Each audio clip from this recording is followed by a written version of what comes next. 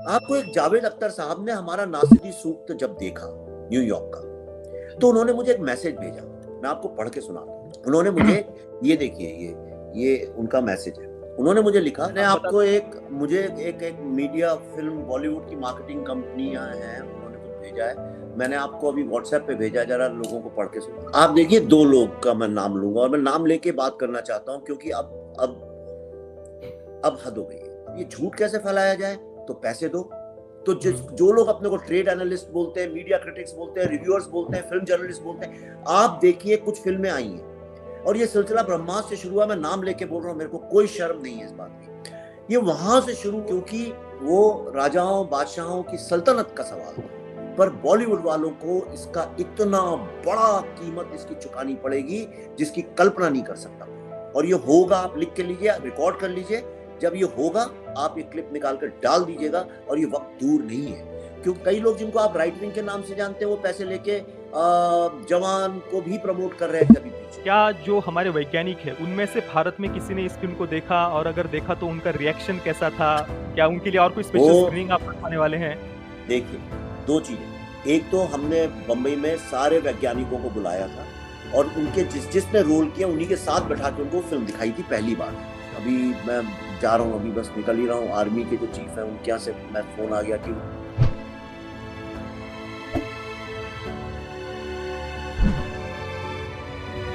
ओम नारायण नारायण नारायण नारायण। सब मित्रों का स्वागत है। दोस्तों, आज आप देख सकते हैं हमारे साथ में विवेक सर जुड़े हुए हैं। देखिए, अभी पूरे देश भर में द वैक्सीन वॉर की स्क्रीनिंग चल रही है और अभी थोड़ी देर बाद ही सर की दिल्ली में भी द वैक्सीन वॉर की स्पेशल स्क्रीनिंग है। बहुत बड़े-बड़े वहां पर गेस्ट आने वाले हैं, पर फिर भी सर ने हमारे लिए इतने बिजी शेड्यूल में से समय निकाला। इसलिए मैं विवेक सर का सबसे पहले तो हृदय से धन्यवाद करता हूं और स्वागत करता हूं सर। मैं भी तुम्हारा बहुत हृदय से धन्यवाद करता हूँ। जब हमारी आवाज़ को बंद करने की पूरी कोशिशें जारी हैं, तो तुमने अपने प्लेटफॉर्म पे मुझे बुलाया। चलो, इसी बहाने कुछ लोगों तक तो बात पहुंचेगी, तो उसके लिए बहुत बहुत धन्यवाद। धन्यवाद सर।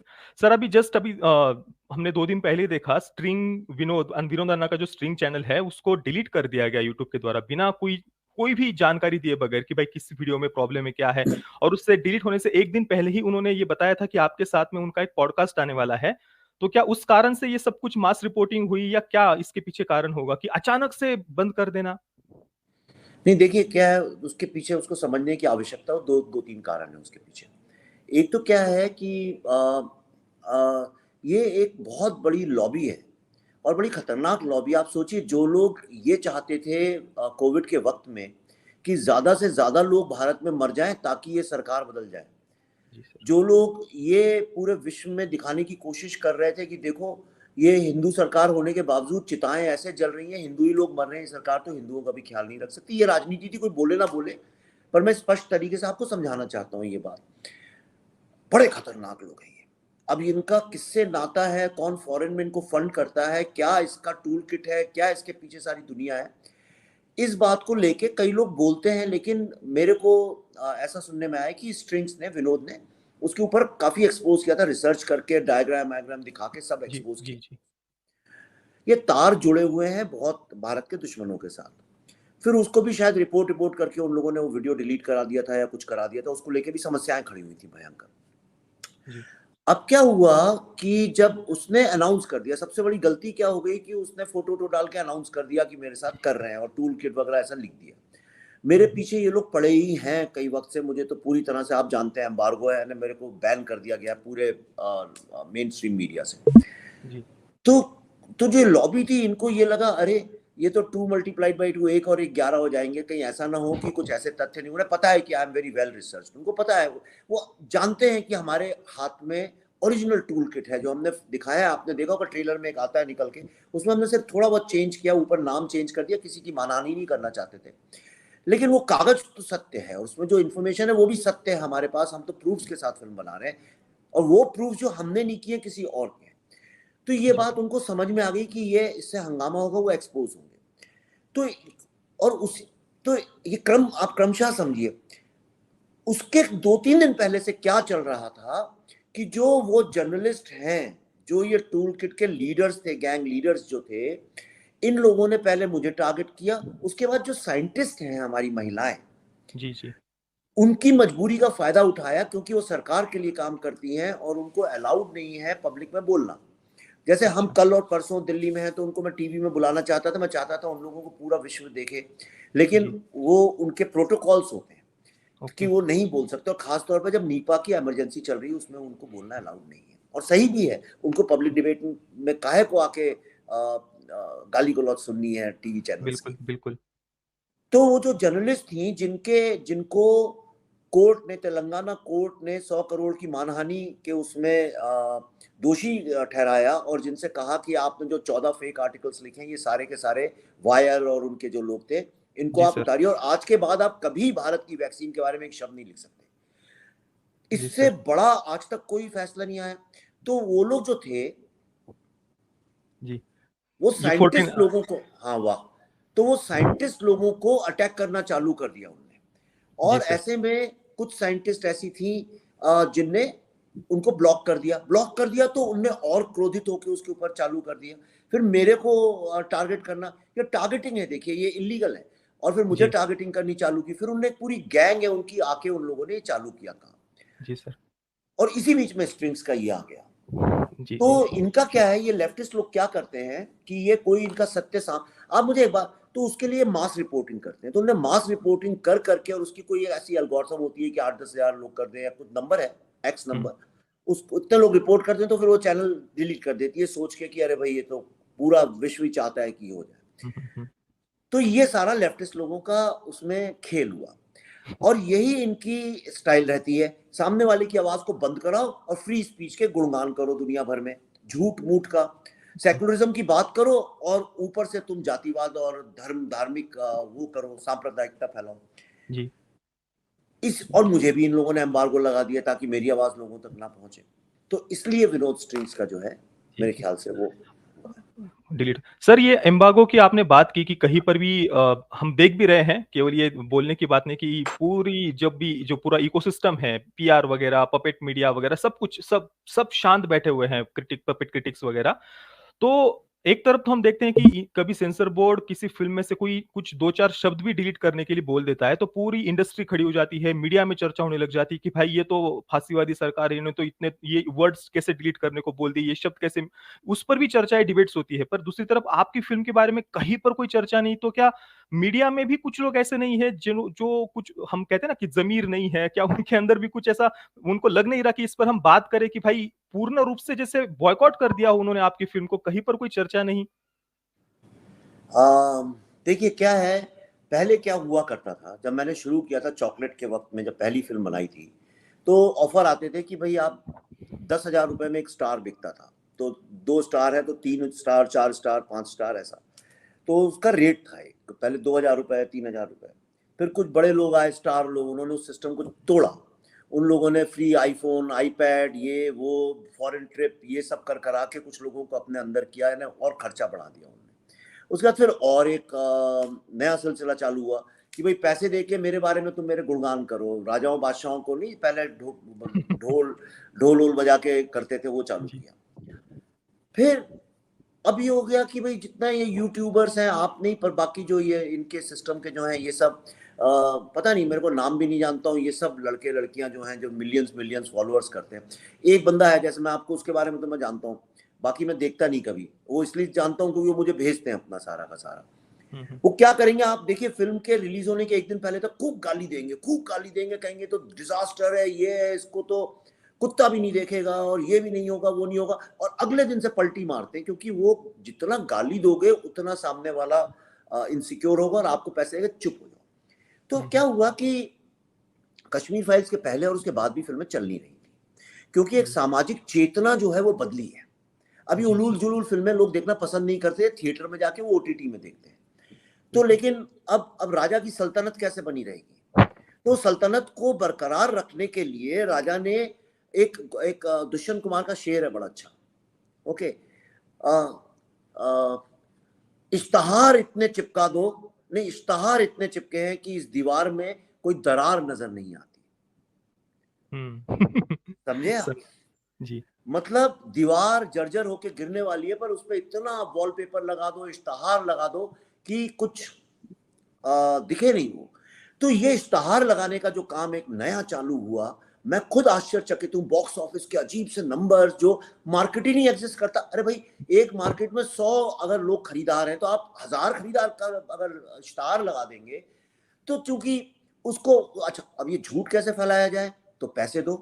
तो जो लोग अपने को ट्रेड एनालिस्ट बोलते हैं, मीडिया क्रिटिक्स बोलते हैं, रिव्यूअर्स बोलते हैं, फिल्म जर्नलिस्ट बोलते हैं, आप देखिए कुछ फिल्में आई हैं और ये सिलसिला ब्रह्मास्त्र से शुरू हुआ। मैं नाम लेके बोल रहा हूँ, मेरे को कोई शर्म नहीं है इस बात की। ये वहां से शुरू हुआ। आप देखिए फिल्म आई नहीं और 2 दिन पहले ही अनाउंस हो गया, इतने 1000 करोड़, उतने 100 करोड़, बड़े बड़े पोस्टर छपे, क्योंकि वो राजाओं बादशाहों की सल्तनत का सवाल था। जी। अपनी सल्तनत को बचा के रखने के लिए, अपनी इमेज को बचा के रखने ने एक बहुत ऐसा गेम खेला। मैं तो देखिए बॉलीवुड में नहीं हूं, मैं इंडिपेंडेंट फिल्म मेकर, और मुझे लुढ़कते लुढ़कते संघर्ष करते करते धीरे धीरे सीढ़ियां चढ़ के अपनी फिल्म आगे ले जाने की आदत है। तो मुझे कोई समस्या नहीं, पर बॉलीवुड वालों को इसका इतना बड़ा कीमत इसकी चुकानी पड़ेगी जिसकी कल्पना नहीं कर सकता कोई। बिल्कुल सर, हम देखते हैं कि कोरोना से पहले तक का अगर हम समय देखें, उस समय बड़ी फिल्मों के बजट भी 80 करोड़, 100 करोड़, 120 करोड़, 25 करोड़ तक हम बजट देखते थे। 3 वर्ष पहले की बात है।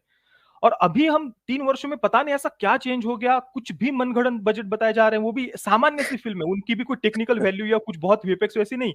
ग्रीन स्क्रीन लगाकर इधर-उधर उछल-कूद मचाने वाले ऐसी कुछ हम सीन्स देखते हैं। उनकी बजट 700 करोड़, 600 करोड़, 500 करोड़, 400 करोड़, मतलब और ये रेवेन्यू तो भी, बॉक्स ऑफिस भी बता देंगे, हाँ, 1000 करोड़, 1100, 1200 करोड़, जो करोड़। अच्छा वर्ल्ड, अच्छा लिखने वाले भी जो है पैसा लेके चुप है, उन्होंने ज्ञान भी नहीं। देखिए बहुत सारे तो ये ट्रेड एनालिस्ट और रिव्यूअर्स जो है ट्वीट कर करके, गाली गलौज कर करके ही पॉपुलर हो गए, क्योंकि उन्हें पता है नेगेटिविटी बिकती है। तो इनने क्या किया, सारे यूट्यूबर्स को खरीदना शुरू किया, सारे मीडिया में। आप देखिए ऐसा तो नहीं हो सकता है कि एक आदमी का एक भी नेगेटिविटी नहीं आए, लेकिन फिर दूसरा इनने क्या किया कि पहले अपनी तारीफ करवाई, फिर उनने क्या किया कि जो लोग नेगेटिव लिखते हैं उनको भी पैसा दे दे के कहा अपना ट्वीट डिलीट कर दो, अपना यूट्यूब डिलीट कर दो, उसके पैसे देने चालू किए। अब समस्या ये हो गई कि कुछ ऐसी फिल्में आ रही हैं जिनका की ग्राउंड पे काफी सपोर्ट है।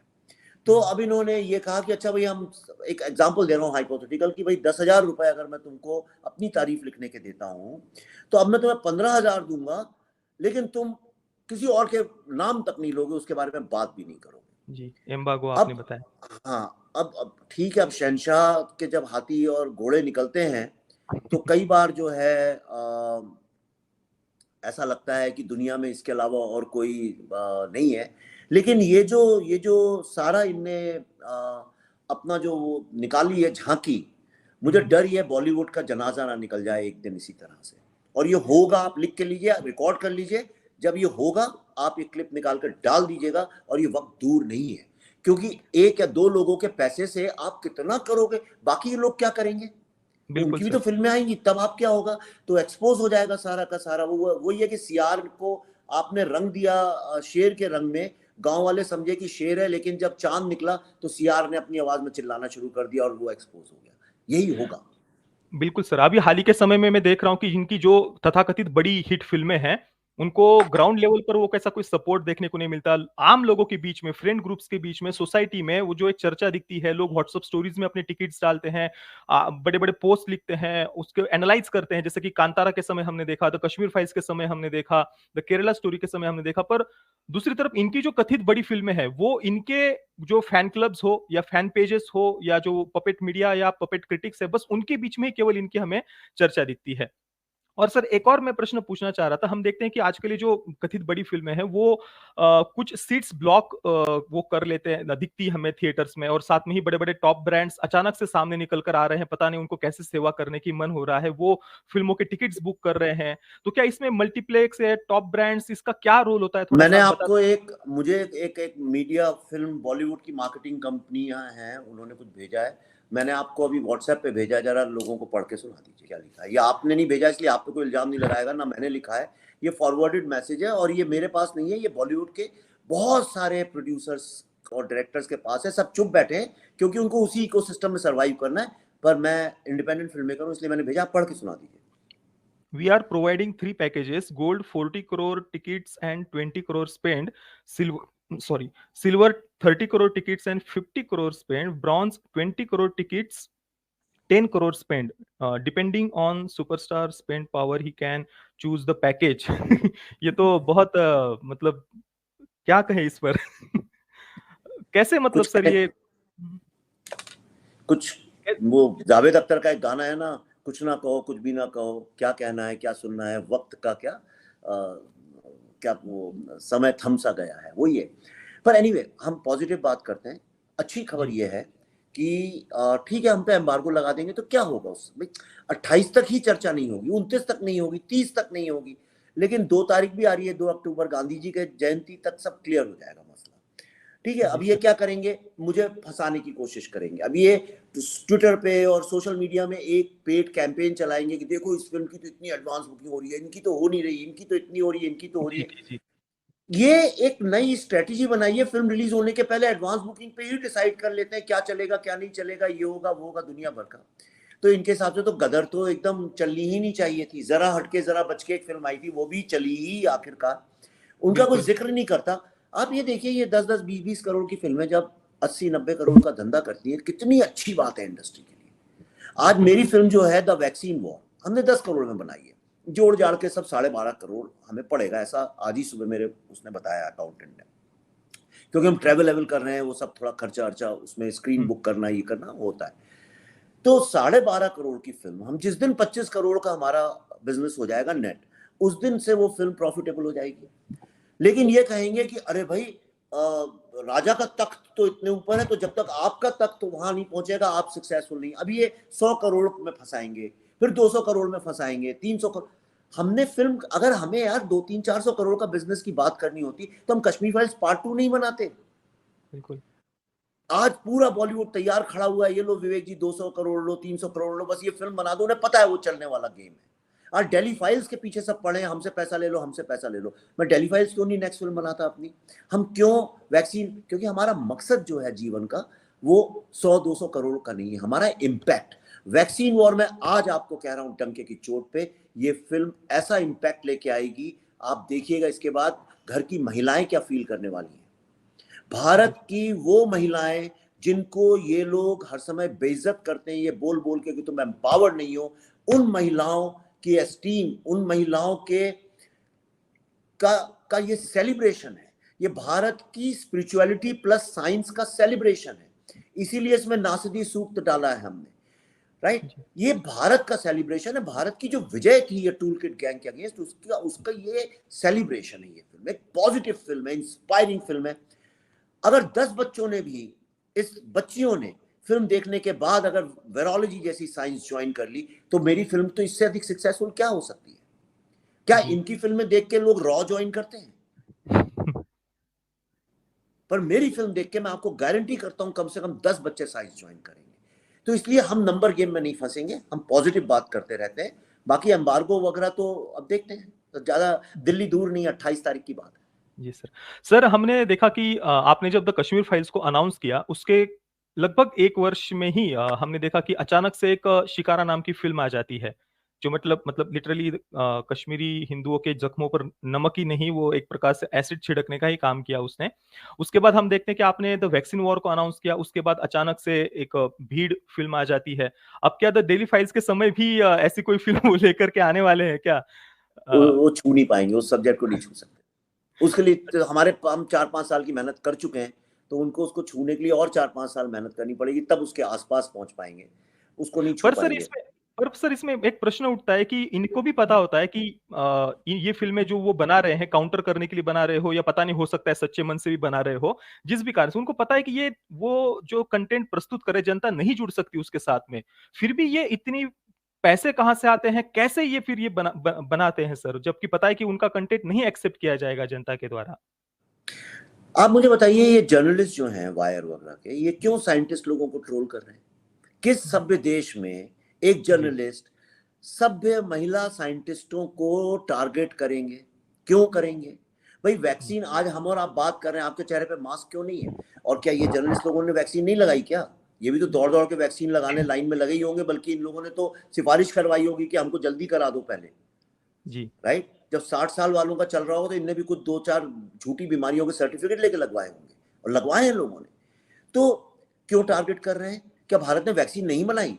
आज ही सुबह देखिए, वो वीडियो डाला है, आप देखिए, ANI का है, विश्व के सारे राष्ट्र तारीफ कर रहे हैं। भारत को आपको क्या लगता है व्हाइट हाउस में भारत का जो रेड कार्पेट बिछा के स्वागत हुआ है, सत्कार हुआ है, वो ऐसे ही हो गया है? कोविड के वक्त में भारत ने जो आत्मनिर्भरता दिखाई है, जो ये युद्ध पे जीत पाई है, लोगों को समझ में आ गया कि फार्मा लॉबी में अब भारत को पीछे नहीं छोड़ सकते। अभी G20 हुआ, उसमें सारे विश्व के राष्ट्र प्रमुख आए थे, आपने देखा बाइडेन वगैरह सब आए थे।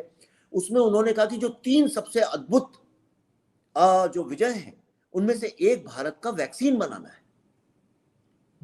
ये इतनी बड़ी भारतीयों के शान में इनका क्या प्रॉब्लम है कि भारत के अगर जनमानस के लोग जो हैं, छोटे शहरों के, आप और मेरे जैसे छोटे शहर के मिडिल क्लास के लोग, इनको गर्व हो गया अगर वैक्सीन की विजय की कहानी सुन के द वैक्सीन वॉर में, तो क्या हम छोटे लगने लगेंगे?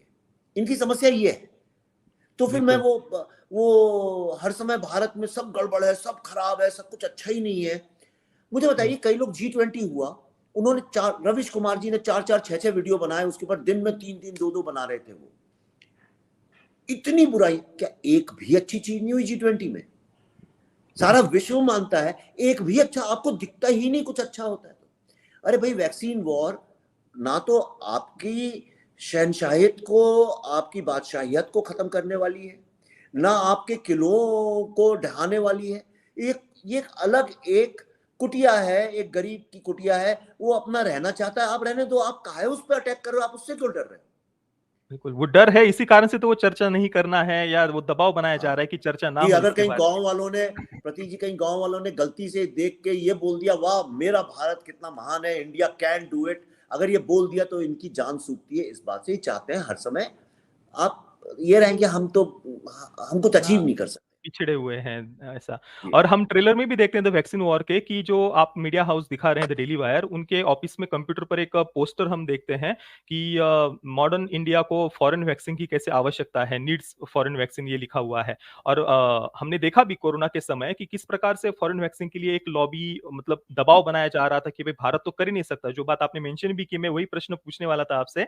और साथ में हमने ये भी देखा कि कुछ राजनीतिक ताकतें भी कुछ थी ऐसी लोग, कि वो देश को किसी ना किसी प्रकार से अस्थिर है, अराजकता की स्थिति उत्पन्न हो गई है, मैनेजमेंट पूरी तरीके से टूट चुका है। तो क्या इस पॉलिटिक्स के बारे में भी कुछ हमें देखने को मिलेगा इसमें? जी हाँ, देखिए, ये बेसिकली तो विजय की कहानी है, पर विजय किसके साथ? वॉर इसका नाम है। तो देखिए क्या हुआ कि कुछ लोग चाहते थे कि भारत में ज्यादा से ज्यादा लोग मर जाएं, और कई जर्नलिस्ट ने, बड़े एमिनेंट जर्नलिस्ट हैं वो, उन लोगों ने अपने टीवी में प्राइम टाइम में ऐसे ऐसे साइंटिस्टों को बुलाया जिनका कोई वजूद नहीं है, पर उनको ऐसे दिखाया कि अमेरिका के साइंटिस्ट बोल रहे हैं, जॉन्स हॉपकिंस यूनिवर्सिटी के झूठे लेटर हेड बना बना के रिपोर्ट डाली कि भारत में तो 30-40 करोड़ लोग मर जाएंगे। वो ये दिखाना चाहते थे कि ना तो ये सरकार कुछ कर सकती है और भारत तो खत्म होगा, ताकि हम आश्रित हो जाए फॉरेन वैक्सीन के ऊपर। और भारत सबसे बड़ा मार्केट है वैक्सीन का, सबसे बड़ा, 130 करोड़, मतलब 260 वैक्सीन लगाना कितना बड़ा मार्केट है। और इन्होंने ब्लैकमेल करना चालू किया, तो इनने इंडिया में कई सारे लोगों को ब्रांड एम्बेसडर बनाया यहाँ पे। अब ठीक है, बनाया। अब आपको अगर कोई आज 5,000 रुपए दे और बोले मैं दंत मंजन की तारीफ कर दो, और आपको अगर पैसे की जरूरत आप कर दें, तो उसमें बिल्कुल ना तो नैतिक ना मौलिक रूप से कुछ गलत है। सब करते हैं, क्रिकेटर्स भी करते हैं, बड़े बड़े स्टार्स भी करते हैं, हर कोई आदमी आज पैसे लेके करता है। कई लोग जिनको आप राइट विंग के नाम से जानते हैं, वो पैसे लेके जवान को भी प्रमोट कर रहे थे अभी बीच में। वो उसमें मुझे कोई आपत्ति नहीं, देखिए मुझे कोई आपत्ति नहीं है। मैं सच कह रहा हूं, ना तो वो मौलिक रूप से गलत है, ना नैतिक रूप से गलत है। आपकी पैसे की जरूरत है, आपने पैसे के लिए वो काम कर दिया, कोई गलत बात नहीं है। एक क्रिकेटर है, देश के लिए खेलता है, लेकिन उसे कहीं कोई बोले हमारे क्लब में आओ, हम पैसे देंगे, आप खेलो, कोई गलत बात नहीं है। मुझे अगर कोई बुलाए फीता काटने के लिए और पैसे दे और मैं ले लूं, तो कोई गलत नहीं है। लेकिन जब भारत के कॉन्स्टिट्यूशनल पोस्ट का एक आदमी उसे प्रमोट करता है, जैसे अरविंद केजरीवाल जी थे, वो दिल्ली के चीफ मिनिस्टर है, कॉन्स्टिट्यूशनल पोस्ट है, वो भारत की संवैधानिक पदवी है। जी। शशि थरूर जी हैं, या अखिलेश यादव जी हैं, या माननीय श्री राहुल गांधी जी हैं, जब उनकी पार्टी के लोग हैं जो कि मेंबर ऑफ पार्लियामेंट हैं या चीफ मिनिस्टर हैं, शशि थरूर जी तो है ना मेंबर ऑफ पार्लियामेंट, चिदम्बरम जी तो है ना, अखिलेश यादव भी जी तो एमएलए या कुछ है ही, अपनी पार्टी के प्रेसिडेंट तो हैं, ये सारे कॉन्स्टिट्यूशनल लोग हैं। एक ये हो गए। दूसरा तबका था जर्नलिस्ट लोगों का, जो अपने को डेमोक्रेसी का वॉचडॉग बोलते हैं और अपने को चौथा, पांचवा, छठवां, सातवां, आठवां सब पिलर खुद खा जाते हैं, जो कहते हैं कि भाई हम डेमोक्रेसी और लोकतंत्र की रक्षा करने के लिए आए हैं, जो ये इल्जाम लगाते हैं कि भाई प्रधानमंत्री हमसे बात क्यों नहीं करते, क्यों करे ऐसे चोरों से बात भाई, जो पैसा लेके देश को ही बेचने पे उतारू।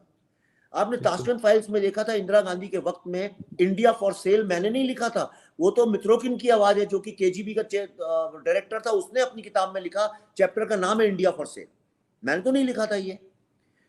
तो उस वक्त में ये कम्युनिस्ट लोगों ने देश को बेचने के लिए, जर्नलिस्ट लोग जाते थे, वोडका पीते थे और ऐशो आराम करते थे और बेचते थे।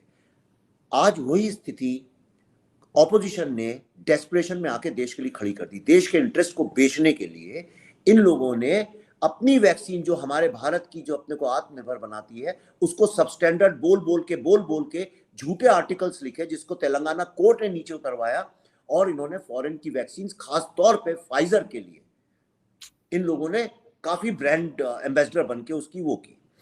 फिर जब सेकेंड वेव आई तो इन लोगों ने सिर्फ चिताओं की फोटो डाल डाल के उनको बेच के $200 में, $250 में, $500 में बेच के इन लोगों ने सारे विश्व में एक ऐसा पाखंड क्रिएट किया कि देखो भारत में तो सब जगह लोग जल रहे हैं, मर रहे हैं, ये कर रहे हैं, ताकि इंटरनेशनल लॉबीज प्रेशर डालें और गवर्नमेंट दबाव में आके फाइजर जैसी वैक्सीन को खरीद ले और देश के इंटरेस्ट को हमेशा के लिए बेच दे।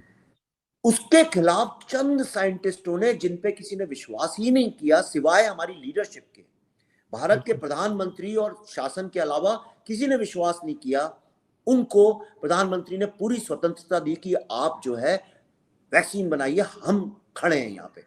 रिस्क थी, नहीं बनती तो क्या होता, लेकिन वो रिस्क ली। इतनी बड़ी रिस्क लेके अगर हमने ये किया है, और भारत एकमात्र ऐसा देश है जिसने 101 देशों को फ्री में वैक्सीन दी है।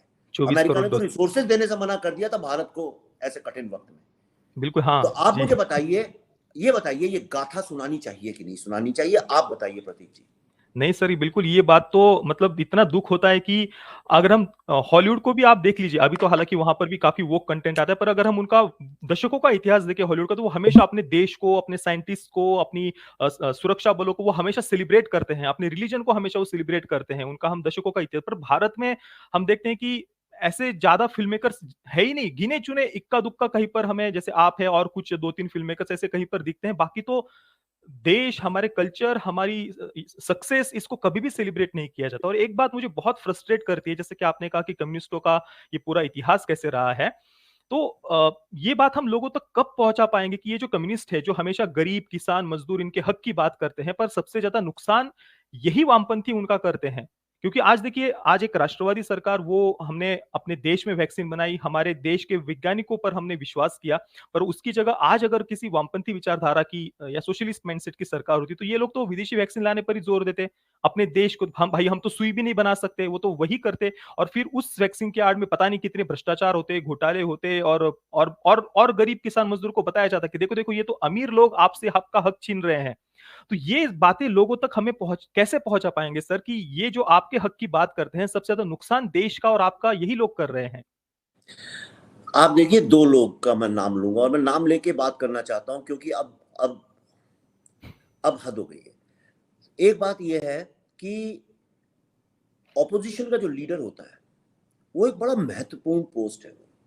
जब देश में युद्ध हो तो उस वक्त में ऑपोजिशन का लीडर पैनिक नहीं क्रिएट करता, ये नहीं बोलता है कि अरे बाप रे देखो पाकिस्तान ने, चाइना ने युद्ध कर दिया, अब तो हम सब मर जाएंगे। हो सकता है उसमें कुछ सत्य भी हो कि भाई दुश्मन आपका ज्यादा ताकतवर हो, पर आप खामोश इसलिए उस वक्त होना चाहिए क्योंकि मर्यादा उस वक्त की यही है कि आप लोगों में डर और पैनिक ना क्रिएट करें। जब कोविड आया तो राहुल गांधी जी के तो वीडियो हैं, आप देखिए, उन्होंने बोला सुनामी आ रही है, सुनामी आ रही है, सुनामी आ जाएगी और मर जाएंगे। सुनामी का मतलब क्या है कि लाखों में लोग मर जाएंगे। कैसे आप ऑपोजिशन के लीडर हैं जो देश के लोगों को ये कह रहे हैं कि आप सब मर जाएंगे, सुनामी आ जाएगी, आपकी सरकार आपका ख्याल नहीं रख सकती? क्या मतलब है इसका? मतलब ये उसका फायदा उठाना चाह रहे थे। दूसरा, आप देखिए, दिल्ली के चीफ मिनिस्टर हैं श्री अरविंद केजरीवाल जी, ठीक है, उन्होंने फाइजर को लेकर काफी उसको वकालत की उसकी, और उतना ही नहीं, सेकेंड वेव में उन्होंने जो काम किया है, अगर इस विश्व में कोई ईश्वर है तो शायद उनको कभी माफ नहीं करेगा।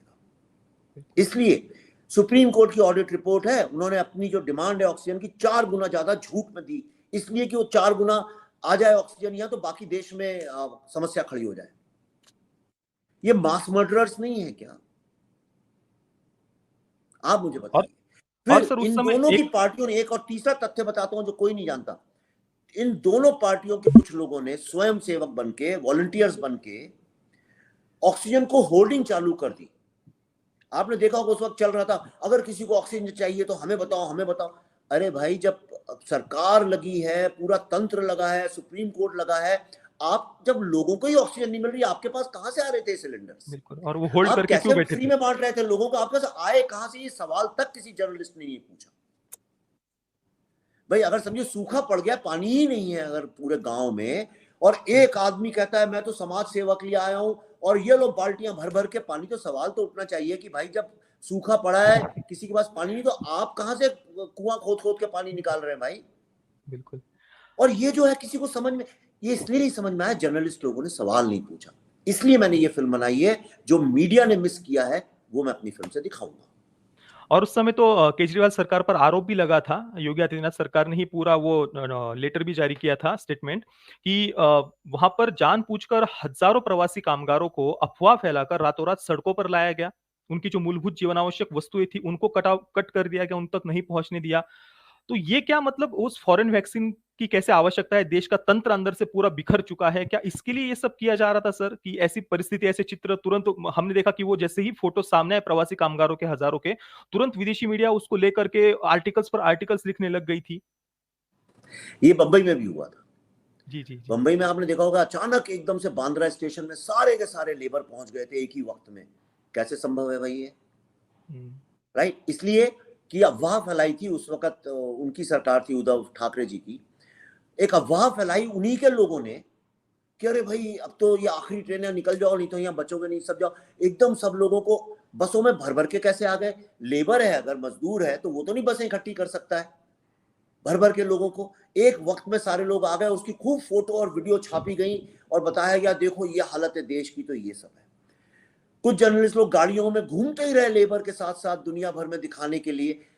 जब देखिए, मेरा ये कहना है, मानवता क्या कहती है, जब इतनी बड़ी विपदा जो कि भारत ने नहीं क्रिएट की, हमने नहीं क्रिएट की, 130 करोड़ लोगों का देश है और अमेरिका जैसा सक्षम भी नहीं है, राइट? जी तो अगर आपका बच्चा थोड़ा सा लड़खड़ाता है तो उस वक्त जिम्मेदारी है हर नागरिक की और खास तौर पे नेताओं की कि उस बच्चे की उंगली पकड़ के किसी तरह से उसको नदी पार करा दें, बजाय इसके कि उसको धक्का मारें और उसकी बुराई करें।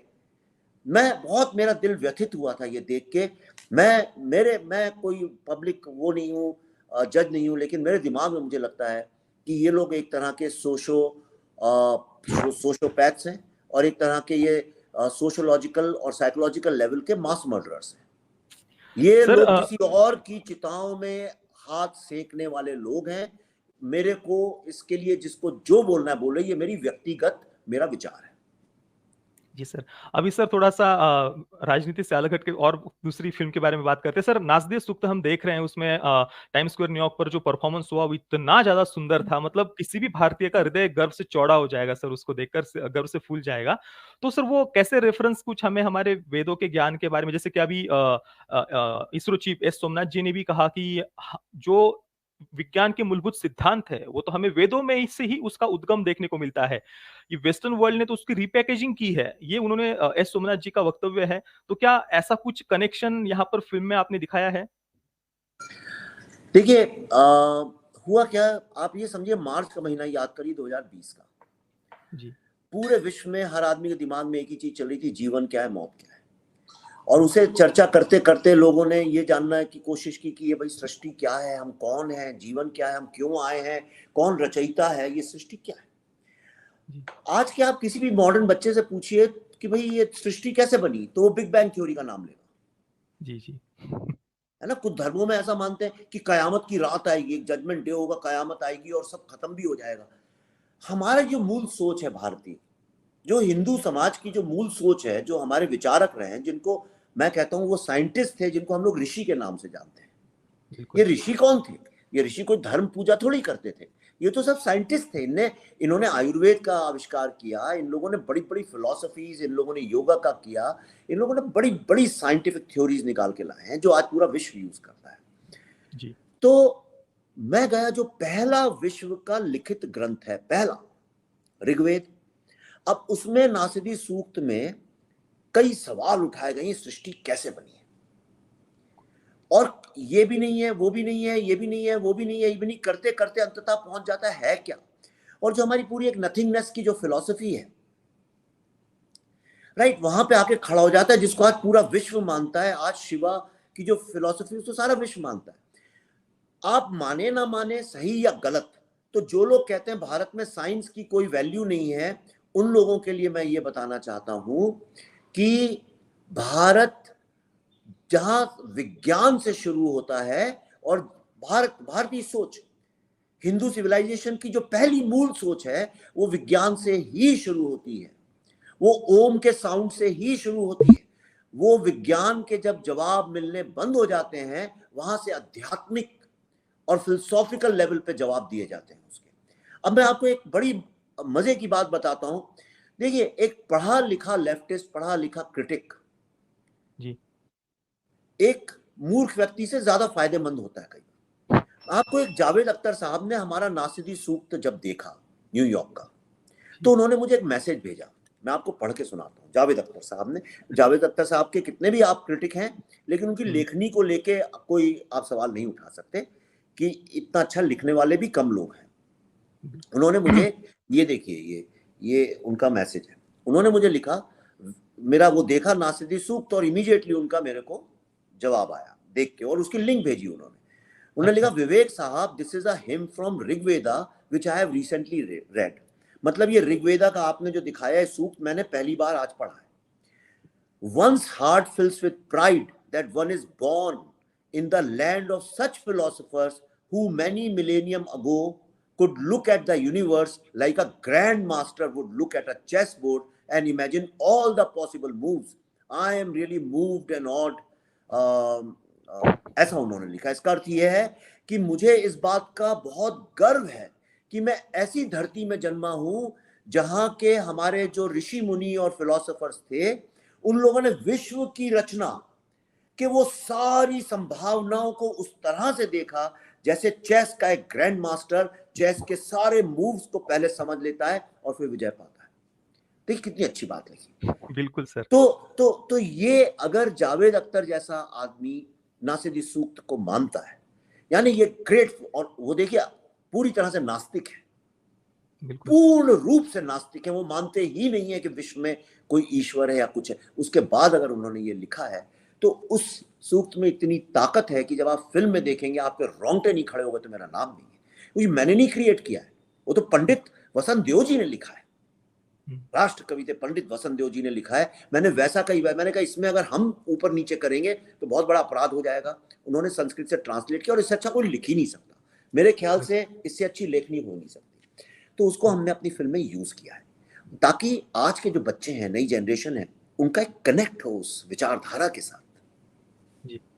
और सर हमने देखा कि अमेरिका में हज़ारों, आपने लगभग जितना मैंने देखा 12 या 15 शहरों में अलग-अलग स्क्रीनिंग हुई, और हज़ारों दर्शकों ने वहाँ पर देखा। भारतीय दर्शक भी थे, कुछ विदेशी भी थे। तो किन-किन, मतलब भारतीय दर्शक तो थे ही, पर उनके अलावा और कौन-कौन वहाँ पर ये फ़िल्म देखने के लिए आया था? आर माधवन जी का एक वीडियो हमने देखा, पर क्या उसके अलावा कोई अमेरिकन पॉलिटिशियंस भी थे या वहाँ के कोई साइंटिस्ट वगैरह? वो थोड़ा-सा बताइए सर, कौन-कौन देखने आए जी थे? हाँ, कई सारे वहाँ के कांग्रेसमैन, जैसे मेंबर ऑफ पार्लियामेंट हमारे यहाँ होते हैं, उस तरह से कांग्रेसमैन, सेनेटर्स, इस तरह के बहुत लोग थे। साइंटिस्ट थे, डॉक्टर्स थे, पॉलिसी मेकर्स थे, जर्नलिस्ट थे।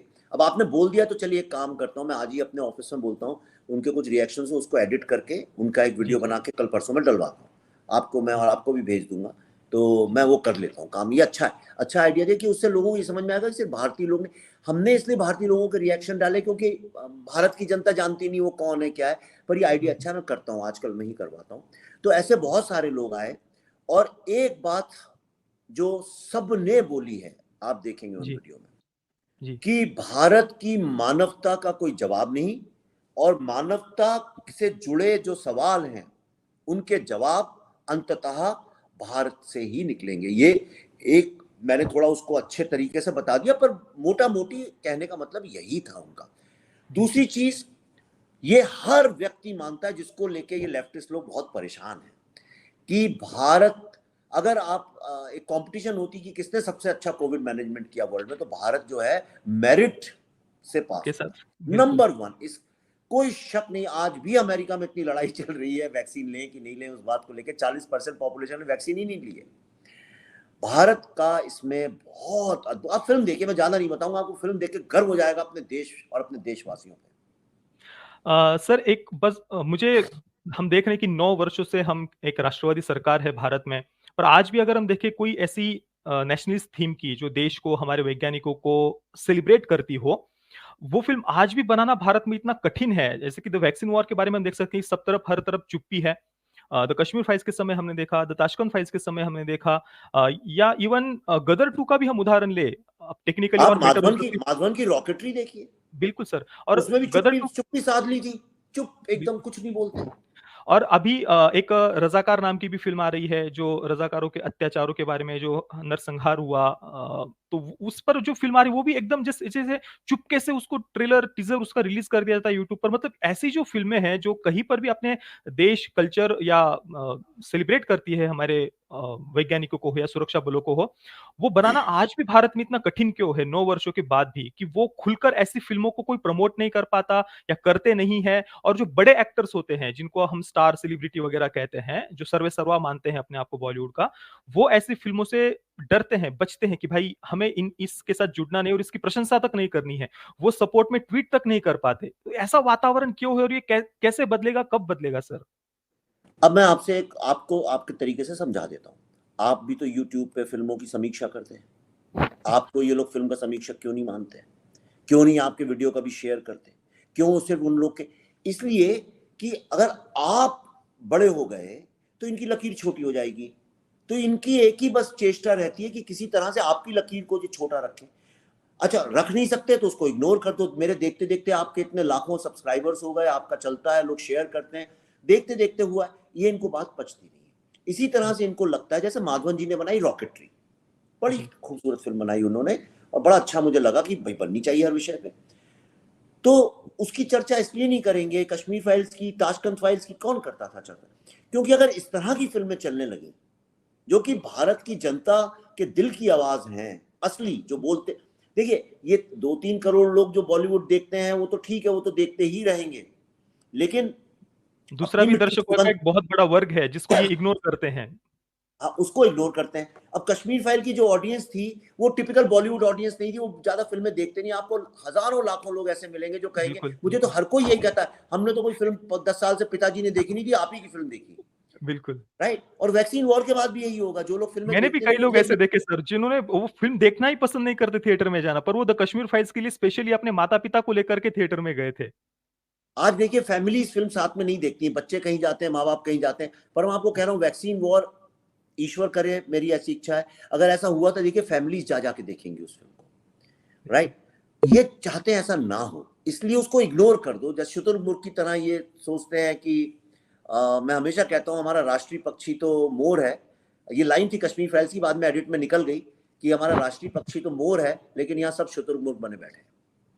सर आपकी ही बात से एक प्रश्न मुझे याद आया कि अ, हम ये देखते हैं कि जो जनता देखना पसंद करती है या जहां पर पीआर की आवश्यकता नहीं पड़ती, किसी टॉप ब्रांड्स के और टिकट परचेज की आवश्यकता नहीं पड़ती, कुछ कुछ पपेट क्रिटिक्स मीडिया किसी की आवश्यकता नहीं पड़ती, जनता खुद होकर जिस कंटेंट को, जिस सब्जेक्ट को पसंद करती है, प्रेम देती है, उस पर बॉलीवुड फिल्म क्यों नहीं बनाता? हालांकि उन्होंने ट्राई किया हाल ही के समय में कुछ ऐसा बनाने का, थोड़ा सा सांस्कृतिक वगैरह, पर वो वहां पर भी वो फेल ही हो गए, उसको सही तरीके से प्रस्तुत भी नहीं कर पाए वो। परंतु क्यों ऐसे सब, जहां पर पता है कि बिजनेस है, लोग देखते हैं और वहां पर उनको कुछ ज्यादा मेहनत करने की भी आवश्यकता नहीं, तो वो बनाते नहीं है। दूसरी तरफ इनका कुछ ना कुछ ऐसा वोक एक्टिविज्म हो या कुछ ऐसा प्रोपेगेंडा हो, उसकर वो फिल्म बनाएंगे और फिर उसको प्रमोट करने में, उसको जबरदस्ती हिट दिखाने में पैसा लगाते हैं। तो ये तो भाई कोई बिजनेस का सेंस ही नहीं बनता ना सर, ये क्यों होता है ऐसे? अब ऐसे ही है, देखिए अब इसके लिए क्या है, सबसे पहले तो वो जमीन को समझना पड़ेगा, उस संस्कृति को समझना पड़ेगा, भारत के लोगों को समझना पड़ेगा, भारत की रूह में घुसना पड़ेगा। बड़ा मेहनत का काम है, कौन करे ये सब? क्यों 4-5 साल रिसर्च करके दिल्ली फाइल बनाई जाए? है ना? हम कब से लगे हुए हैं दिल्ली फाइल के रिसर्च में। पहले कुछ और सोच रहे थे, फिर वो रिसर्च नया आया तो चेंज किया, फिर कुछ और नया रिसर्च आ गया तो फिर चेंज किया, फिर हमको 100-110-104 साल के वो लोग मिल गए जो फ्रीडम के मूवमेंट में खुद इन्वॉल्व थे, सब उनके करके तो मेहनत का काम है। वैक्सीन वॉर बनाना के लिए बताइए साइंटिस्टों से मिलना पड़ता है, ये मेहनत करना नहीं चाहते, और जो लोग मेहनत करते हैं उनकी आवाज को ही दबाना चाहते हैं। दबाना तो चाहते वही हैं। मैंने आपसे कहा ना कि इश्तहार इतने चिपके हैं कि कोई दरार नजर नहीं आती। तो वही वाली बात है, इश्तहार चिपका दो। लेकिन अब दरारों को खोलने का काम आप कर रहे हैं, और भी नए यंग लोगों को करना पड़ेगा।